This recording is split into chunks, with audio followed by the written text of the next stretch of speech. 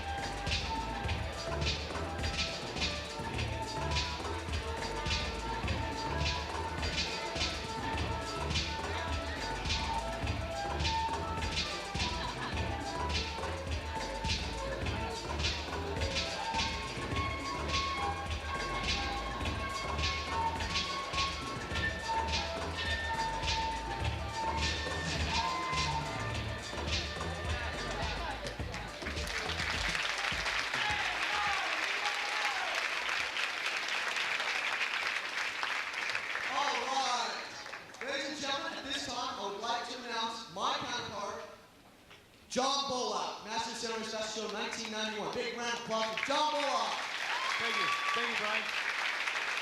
I just got done signing my contract backstage, so I'd like to officially welcome you all to the 1991 Moms Weekend Fashion Show. Before we go on, we got a little bit of business to take care of. We've got some cars parked out here, and the towing company's going to come. So this fits right in. RLC 939, a red Toyota Corolla, gray Volvo PRB 556, a blue Aerostar van PLA 599, and a gold Chrysler New Yorker RSV 192. So if those of your cars are going to get towed here shortly, so you might want to move them. If you don't have time, just toss me the keys. I can take care of that. We're going to play a little game throughout the entire program today. And it's going to be my side, Brian's side. Let's hear a big, come on, Brian's side over here. Woo! And there's the scoreboard back there versus John's side. Very good, very nice. And throughout the program today, we're going to have different contests to see, and at the very end of the program, we'll see who's the winner. So everybody stand up. Here we go. First contest. My side up. Brian's side up. We're looking enthusiastic today. All right, 12 o'clock. Last show was a little bit dead. I think it was because it's 10 o'clock and they didn't have their injection of caffeine yet. But 12 o'clock, you've all had your 6, 7, 8 cups of coffee. You're looking good. What we're going to play here, we're going to play the game called Learning How to Do the Hawaiian Hula Dance. Now, SIGAP moms are going to have to bear with us today because you've probably seen this before, but just bear with us. First of all, I need everybody to close their eyes. Okay, close your eyes. We're going to envision something real quick. At your right hip, there's hanging an apple.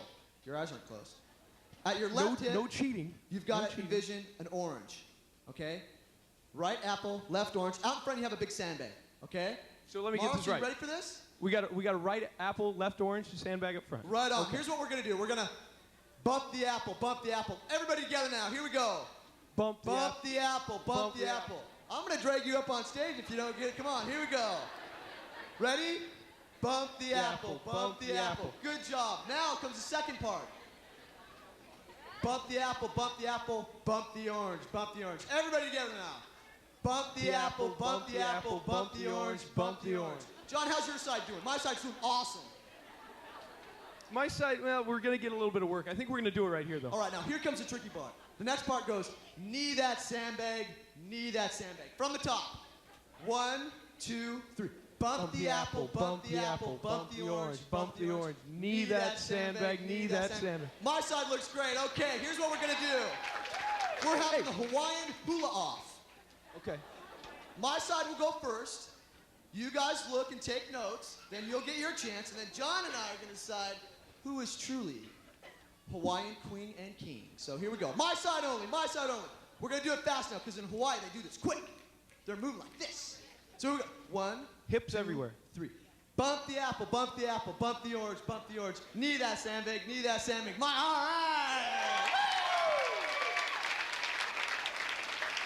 All right, it's time to show them how to knee a sandbag. You ready? On the count of 3, we're going to go bump, bump, now bump, watch bump, them knee, and see knee. how they do. Watch them. Come on, let's steer them down here. Ready? 1, 2, 3. Bump the apple, bump the apple, bump the orange, bump the orange. Knee that sandbag, knee that sandbag. Beautiful. I even got a little hand gestures over here. We all know who won though, right? No. We won. Didn't we win? Did we win? Hey, no, my side won, so just forget about it. I'm the veteran here, you're the rookie, I won. I'm bigger than you, Brian. We got moms here today, John. What would a mom do in this situation? Moms, they'd probably compromise, Brian. They'd probably compromise and negotiate, so we'll give both sides a point. Go ahead and sit down.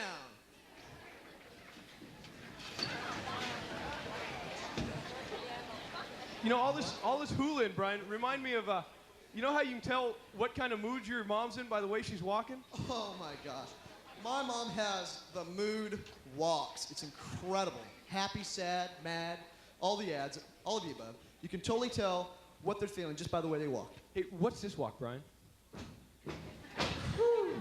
That's I'm Coming to Get You, Brian Thomas Regal, full name on the birth certificate. It's always a full-blown name. Nothing shorter. Nothing She's shorter. Heated. She's coming to get me. What's this walk, John? I'm coming to check on you. That's right. What do you got for me now, John? You know, that's the moonwalk, and I think the only place they do that is on Wall Street. So let's do a walk on Wall Street right Let's now. do a walk on Wall Street.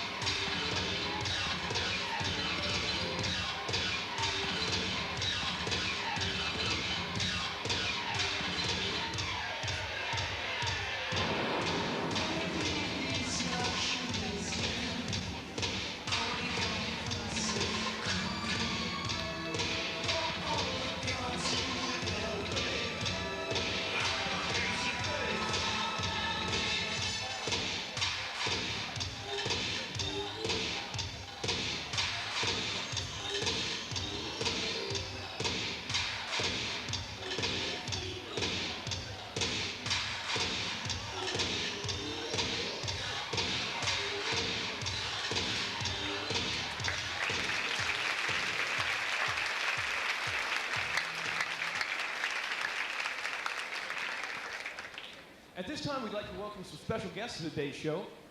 With us today is Dr. William Edwards and Cammie Bishop. They're in charge of this entire building. They're the Memorial Union directors. Where are you? Thank you, Bill, for coming. Also with us today is the current MEPC president, and he oversees all activities like this on campus, and that's Mark Paul. Mark Paul, where you at? Mark Paul bowed, just like he bowed on me, so we probably won't see him anyway. And one more special guest. We're going to have everyone stand up this time. The one stipulation, though, is that you have to be my mother. This is my mom, Bobby.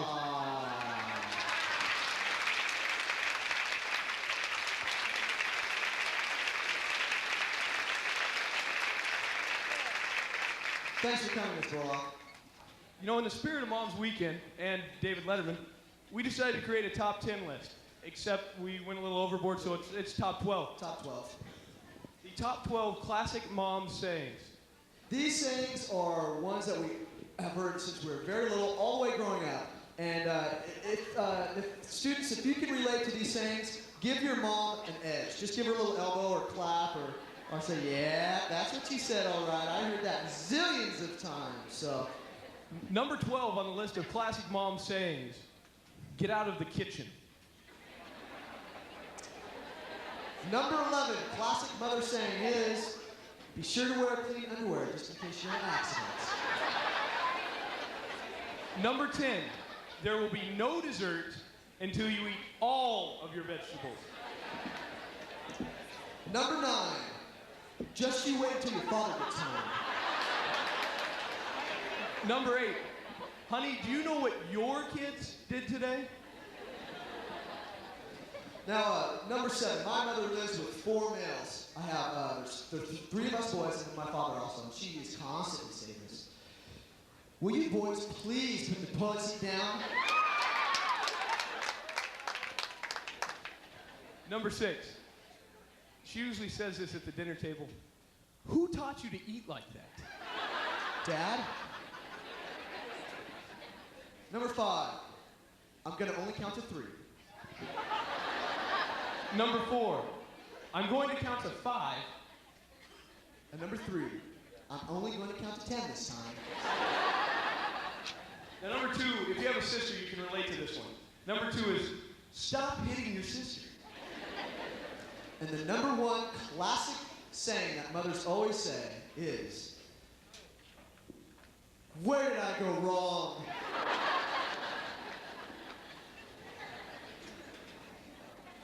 Well, you know, I think we might have time for one crazy kid moment. No crazy kids moment. I think we're getting this thumbs up here, so Let's spring into life. let's spring into life. Thanks, Mom.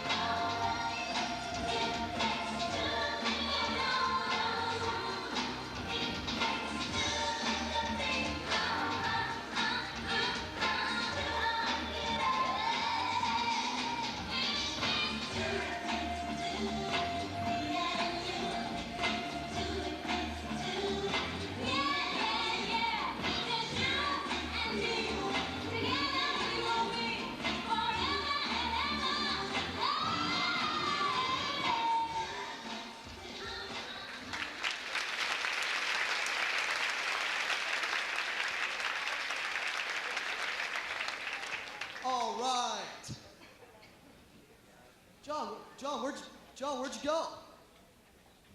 John? Oh, good. I thought I lost you there for a second, buddy. What do we got next? Well, first let's introduce some more VIPs. The following people are here at today's show. Marlis Miller, Sue Milne, Trisha Connors, Randy Everett. Go ahead and stand up. Go ahead and stand up. We'll give you a round of applause. All right, Randy. We've got one other special guest here. Steve Hauke is the executive director for Moms Weekend, and I think his mom's here today. Is Mrs. Hauke here? Right down there. Thanks for coming, Miss Hauke. We're going to play another game again. So this is called Who's Traveled the Farthest? So all the moms stand up. Here we go. All the moms stand up. I don't care if you're Everyone up. Come on. Stand up. Stand up. And the winner gets this beautiful bouquet of flowers. Hey, Brian. Hey, John. I got a ringer this time. You got a ringer, huh? No, nobody's sitting down. I don't care. No, stand up. Stand up. Everybody stands up. If you're from Corvallis, you could probably go ahead and have a seat. But you can't sit down until I tell you. If you're anywhere between Salem and Eugene, go ahead and have a seat too. Ah, shoot. Let's just go ahead and take out the entire valley. If you're on I-5 in Oregon, go ahead and have a seat.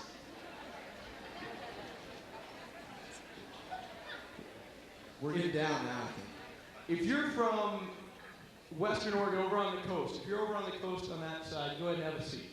If you're from Eastern Oregon, I know you've traveled a long way, but go ahead and have a seat. Sorry. Okay, so we've eliminated Oregon. We have done away with Oregon. Okay, so these moms have traveled from out of state. These are out-of-staters. So if you're from Washington, why don't you go ahead and have a seat? Washington, go ahead and have a seat. Shoot, this is where it gets tough, because we don't know whether we should go to California or if somebody's like not in the country. And so why don't we go ahead and say if you're from California, I'm going to go ahead and take a guess if there's somebody from, if you're from California, go ahead and have a seat. I still got quite a few on my side. Ooh, this isn't looking good for my side at all. Okay, what's next? Okay, if you're from Idaho, go ahead and have a seat. Idaho has a seat. Shoot, why don't we go ahead and say west? Well, that's pretty broad there. What about Alaska and Hawaii? Alaska and Hawaii can go ahead and have a seat. Let's take a show of hands. Is anybody east of the Mississippi? Ooh, we have two. If you're west of the Mississippi, thank you for coming today. Big round of applause for those people. But go ahead and have a seat. Okay, who do we have left? They're eyeing each other, John. Look at them. They're ready. This is where where are we you from? Relax. Why don't we go ahead and get their names and find out where they're from?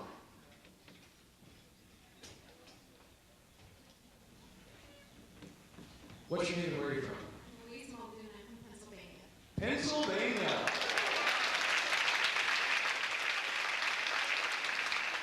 Okay, and what is your name and where are you from? Gail 70, Boston, Massachusetts. Oh.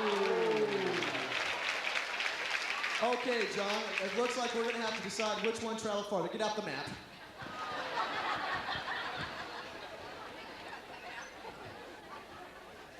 All right.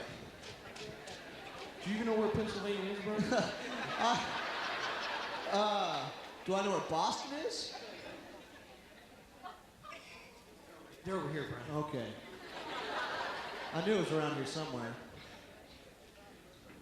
Up here. Shoot, let's just have them box it out. Where are we at, John? Okay, here's Boston. Right here. Now, where is Pennsylvania? Okay, now if it's 2 steps for every 100,000 miles. How far did you travel? How many miles? Did I drop that on the floor? All the way across the United States, she says. You know, they both traveled a long way, John. Thank you both for coming. You both get a bouquet.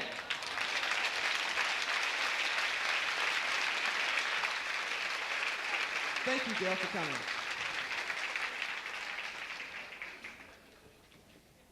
I think we better work on the map. We need to work on the map, geez.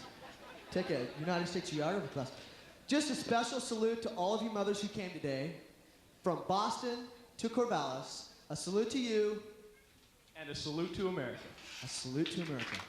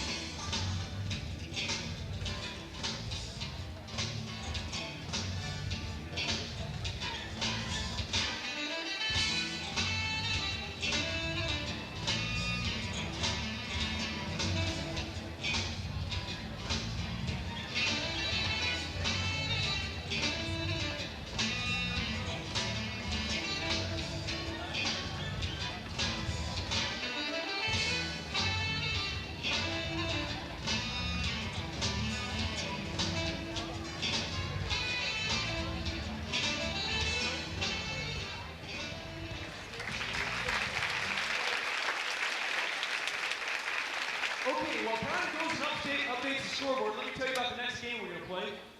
By Update the the way, scoreboard right now. my side, We're tied up. we need some points. I see, I'm a rookie and this is my first show, and I need to get some credibility, so we got to score some points here. That second show, John, we did one at 10. Exactly, credibility. What we're going to do here is we're going to play Name That Tune. We've got some oldies but goodies on the tape, and my side will get to go first. And if you can jump up and name the song and the artist, we'll get a point.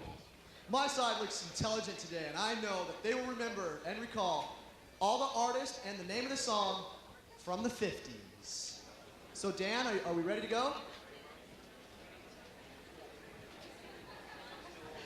All right, here's the first song. Listen up closely. Just this side say it. If they get it wrong, then it goes to this side, but we're not gonna get it wrong, so. Go for it, Dan. Okay, Mr. Sandman, what's the name of the artist though? Les Paul and Mary Barn!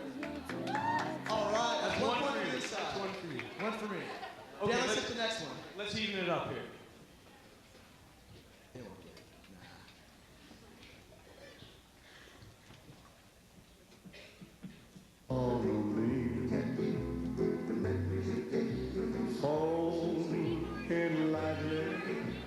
I got one. Name of the song? Memories are made of this. Dean Martin. Dean Martin, Memories Are Made of This. 1-1. That's 1-1. Way to go. Hit the next one, Dan. All right, we're getting this one. Peter, don't you call me 'cause I can't go. I owe my soul to the company. Got one right here. What's it? 16 Tons, Tennessee and Ernie Ford. 2-1. That's one man. Tennessee Ernie Ford is one guy. Oh, Tennessee. I was raised in the kingdom.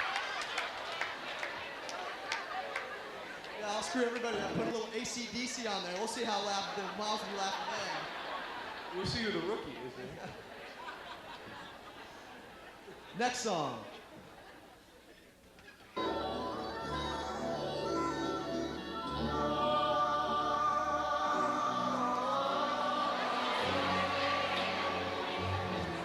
By who?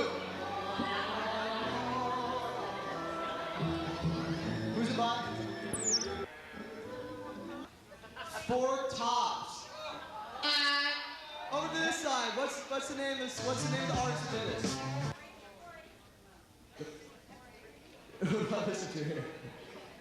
I'm getting blanks here. Why don't we go ahead and call that a draw? It was the Four Aces, correct. I heard that down here. Four Aces. Back over to my side.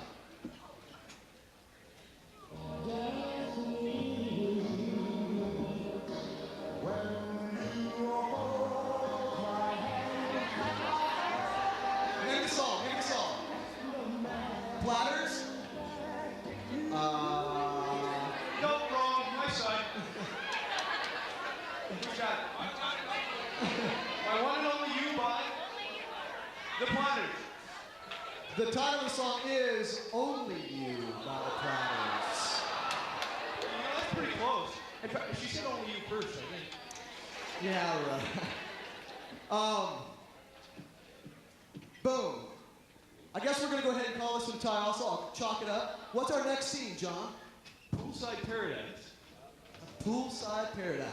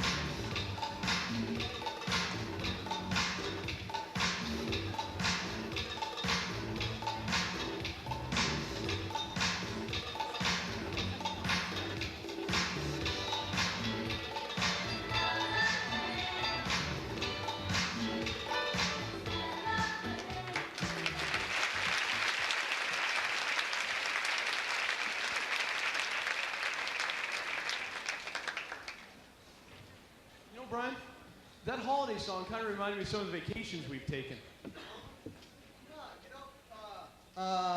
Here we go. You know, that's the holiday song. That holiday song reminded me an awful lot of the vacations we took. I remember especially the ones that we used to go down to my grandparents' house for Christmas in Medford. And every year we'd make that long trip, 5-hour trip from Portland. We'd make it all the way to Medford with 4 kids and my parents. And about 20 minutes out of Medford, it was the mom and dad talk every single time. They would instruct us on how to behave at Grandma and Grandpa's house. Why is it that your parents, my parents, are so much stricter on you around their parents? We'd get stuff like, don't talk back, eat all your vegetables, no running in the house, no roughhousing, no fighting, no talking back. We got all the stuff that we did normally. So what was the difference of doing it at your grandparents' house? And then always the final thing they said at Christmas time was, I don't care what your grandparents get you this year for Christmas. You're gonna say thank you. You know, mine always happened right around Thanksgiving. We'd pull into Grandma and Grandpa's driveway, and without fail, every year for the past 19 years, Dad's turned around and said, no matter how dry that turkey is, you're gonna eat it, and you're gonna like it. Gosh, growing up was great. And coming to college, it was a big adjustment, especially your freshman year. Your freshman year. Your freshman year, you'd go home 1, 2, sometimes even 3 times a month. Oh man, I was so homesick my freshman year. I would go home constantly. Sophomore year, how many times did you go home, John? You know, 2, 3 times a term, maybe. I can attest, since John's a sophomore, but I can attest your junior year, you go home even more seldom. And by your senior year, I've been home for Christmas and spring break, and that's it. You know, you're going to graduate this spring, aren't you, Brian? I am graduating this spring.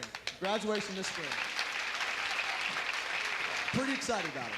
I was just kind of wondering, Brian, where are you going to live after you graduate? Well, you know, John, that's kind of a funny thing, because I really haven't passed this by my mom yet, but I was kind of hoping maybe I could rent out that extra room downstairs.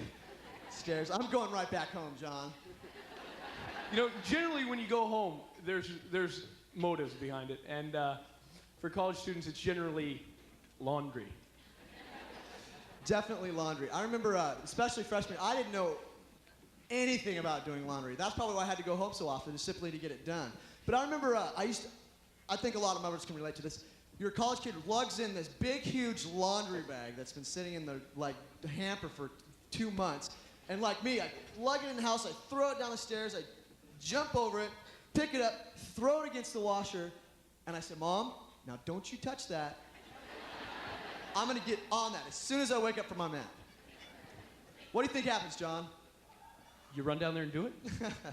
I wake up from my nap, it's all done for me, ironed. My mom's outstanding. Thank you, Mom, for doing my laundry. See, the reason you go home less, I think, is you learn how to do the laundry, you know? I don't know about that. I think it's just because you get more underwear. That might be it. Underwear's the key. Definitely the key. If you have enough underwear, because you can wear, everything twice except underwear, just about. I mean, like, how many times have you worn those socks there? Actually, these aren't my socks. I had to kite them off some guy backstage. But in a pinch, I will pick up socks out of the hamper, give them the old smell test, you know? Yeah, you've done that, have you? You give them the old smell test, and, oh, gosh, they don't smell so bad. Gosh, they're on my feet. I don't smell with my feet anyway. Wonk, wonk. Ready for class. You know, I've developed a new system to doing this laundry thing. You break it up into 2 piles. It's very easy to do.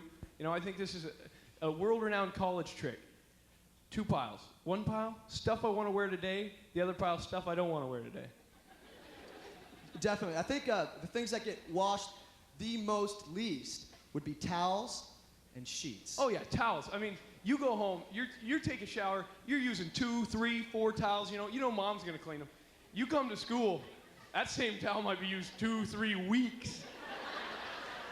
Sheets are the worst. I wash sheets probably 3, I take that back. Sheets get washed probably 3 times a year, okay? Twice by my mother, once before I come to school, once at Christmas, and then I always wash them for Mom's weekend just for her. So you know, all this talk about schools wanted me to get into this campus collage scene. Campus collage. Mom's paid particular attention to this scene because this is the type of stuff that we like to wear on campus. Get those visas ready. Also get those visas out and ready because we're going to go charge up a storm after this scene's over.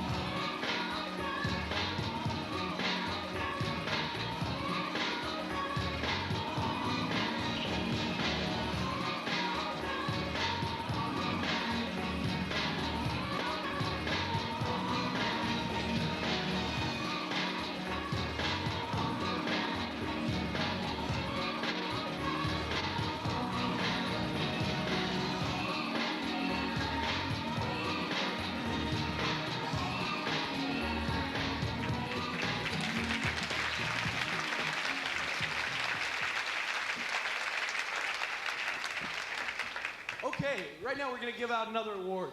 Another award. The Here we go. 1991 Mom of the Year.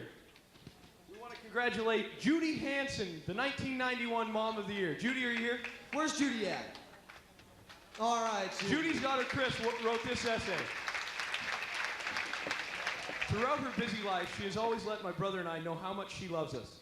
She is the paper and glue of my family and a major part of my life. She has listened to my laughter and felt my tears. My mom is my best friend. My mom is important to me in more ways than I can say. She may seem average to you, but to myself and many others, she has honestly made a difference. She's my mom, and I love her dearly.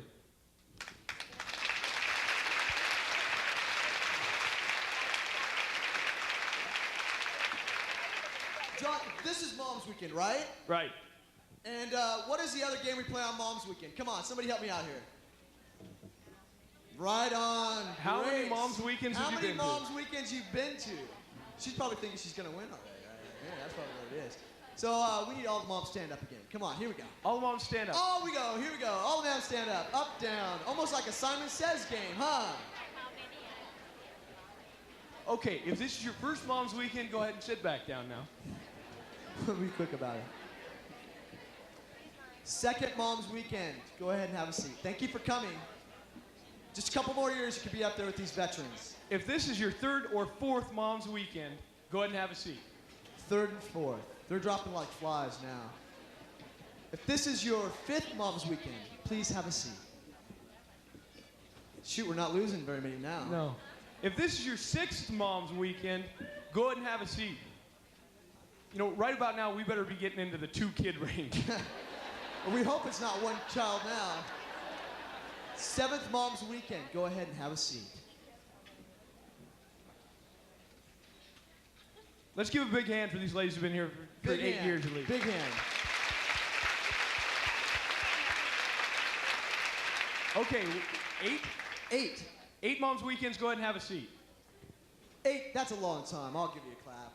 Woo! 8 times. If 9 Mom's Weekends, go ahead and have a seat. That's a long time. Thank you for coming. I hope this is like 2 or 3 kids now, huh? This better be working on 3 right now. Working on a couple kids now. How many people do we have left?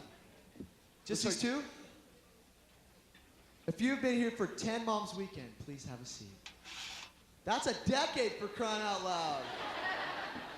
Gee. If you've been here 11, have a seat. Look at them stare each other down. They're going to eye each other down right They're now. eyeing each other over here. Number 12. Big hand for you. What was your name?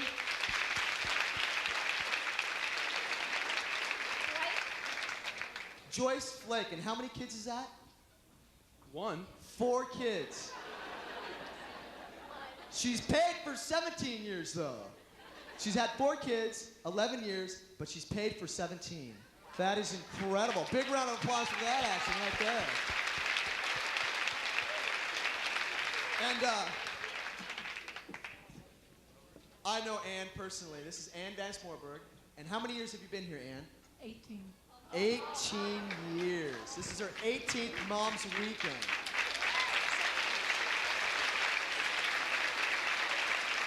And she has had 7 children going through Oregon State.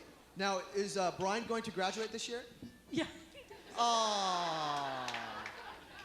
Dang it.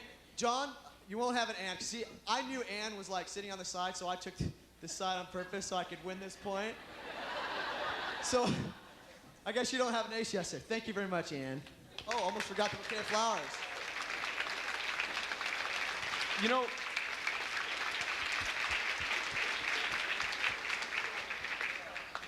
moms spend a lot of time looking after the kids, and sometimes when there's a dad around, you know, they gotta look after another one. You know how dads are like another kid sometimes.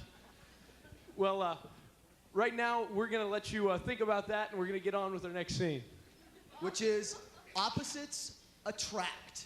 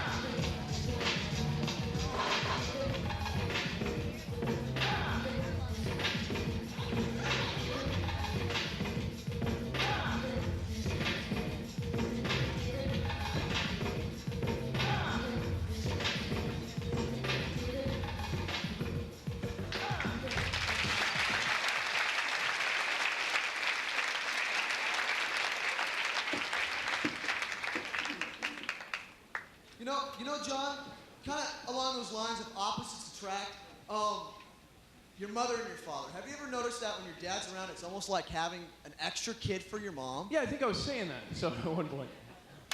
You know, for example, your mom's making cookies, right? She's making chocolate chip cookies in the kitchen, and you walk in there. That batter's good. That's good. And mom goes, "Get out of the kitchen." And you do it again. "Get out of here." Dad peeks around the corner. "What's going on in here?" Oh man. And then she says, Dad says, "Get out of the kitchen." And then he reaches in there, gets himself a bite of that batter. You know, another thing is when dads get mad, you know, mom's always trying to calm him down. Always trying to calm him down. It's dad gets a little ticked off, mom's over there trying to calm him down. But when mom gets mad, everybody clears out of the house. Everybody's out of the house. We have a list here of the top 5 things that mothers should never ask their college student. Top 5 things that mothers should never ask their college student. The number 5 thing is, you know, your clothes are looking a little wrinkled. Whatever happened to that iron I bought for you?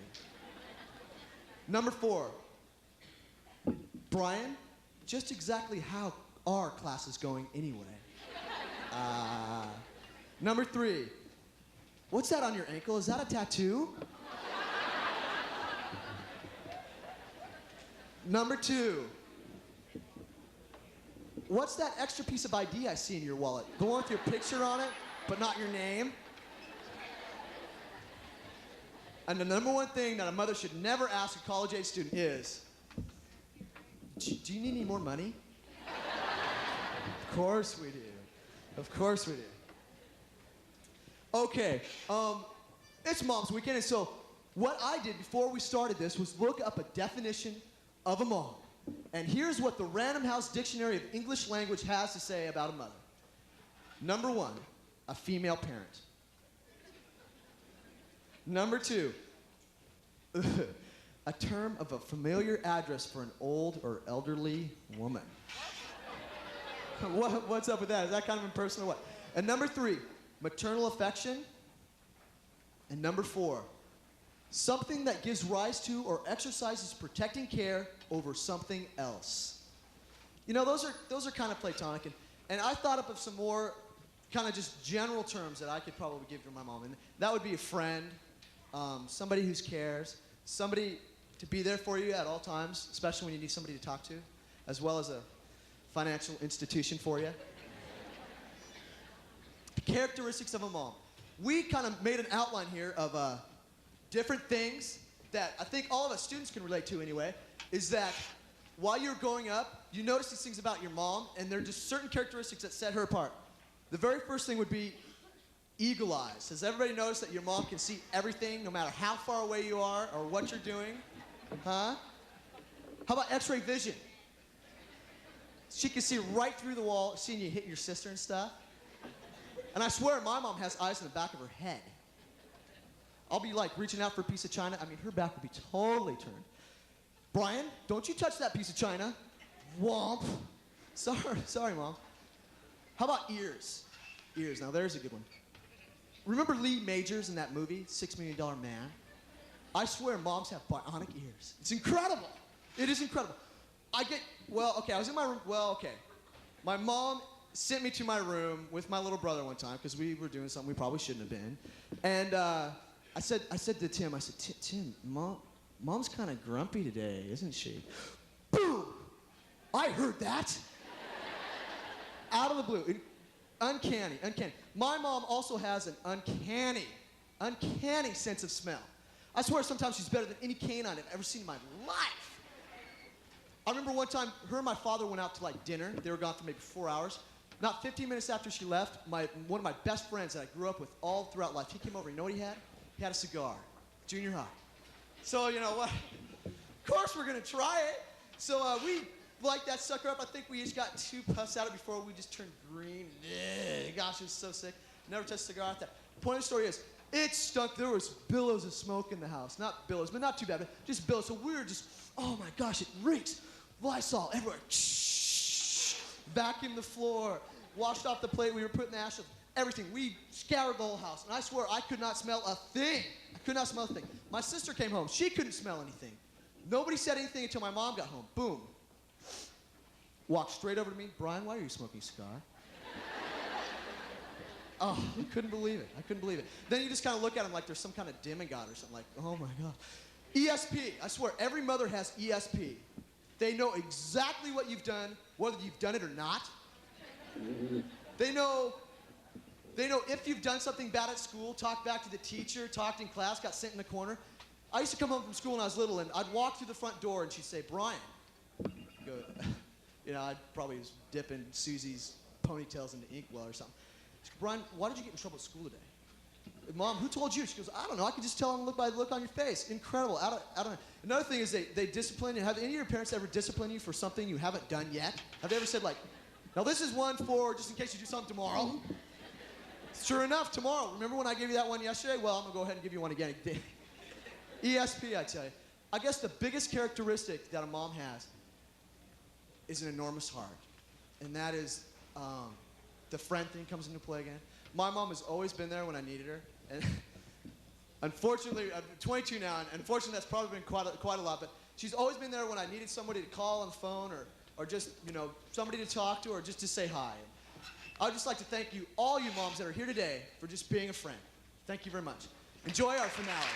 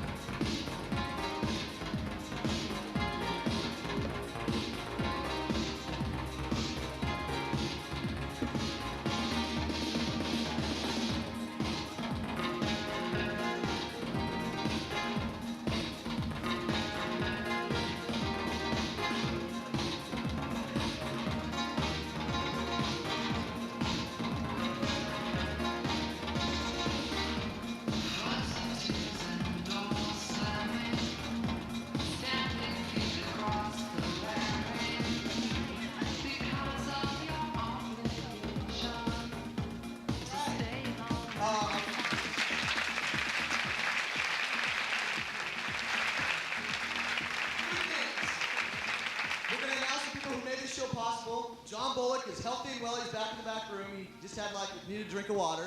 And the Blazers are up by 9 points.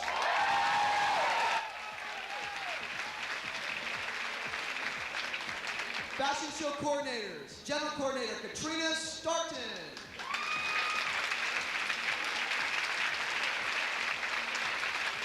Assistant general coordinator Jennifer King.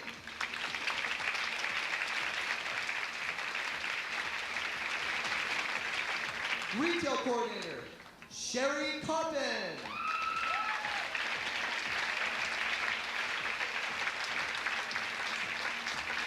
Assistant retail coordinator and friend since first grade, Sarah Boyce.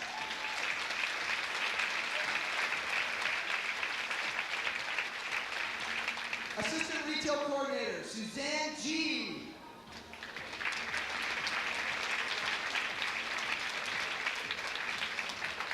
Assistant retail coordinator, Andrea Love.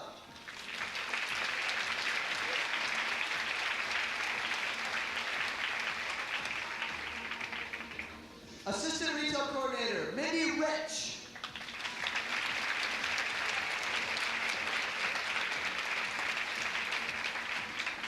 Assistant retail coordinator, Laura Strand.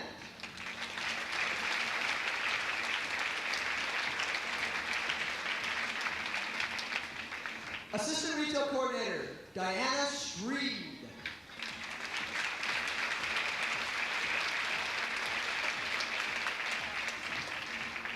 Public relations coordinator, Julie Simpson.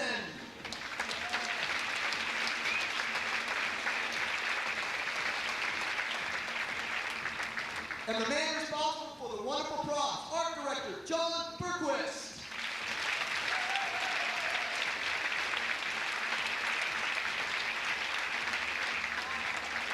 Ticket coordinator, person in charge of getting you tickets, is Mindy Redburn.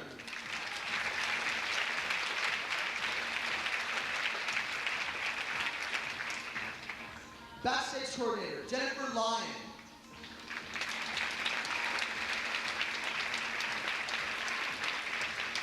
Backstage coordinator, Tracy Logan.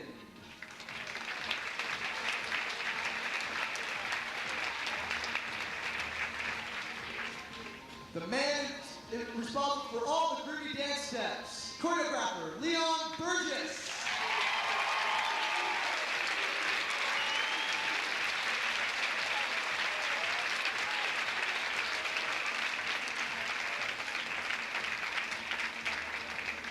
The brain behind the entire program, fashion show advisor, Bobby Coper.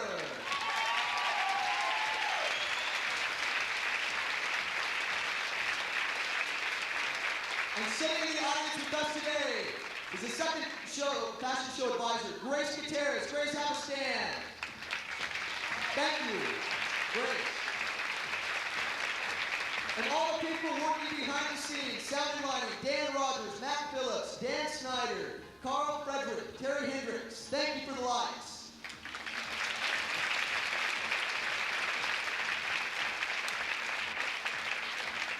A thanks to my other Master of Ceremonies, John Bullock, and a special thanks to all the models.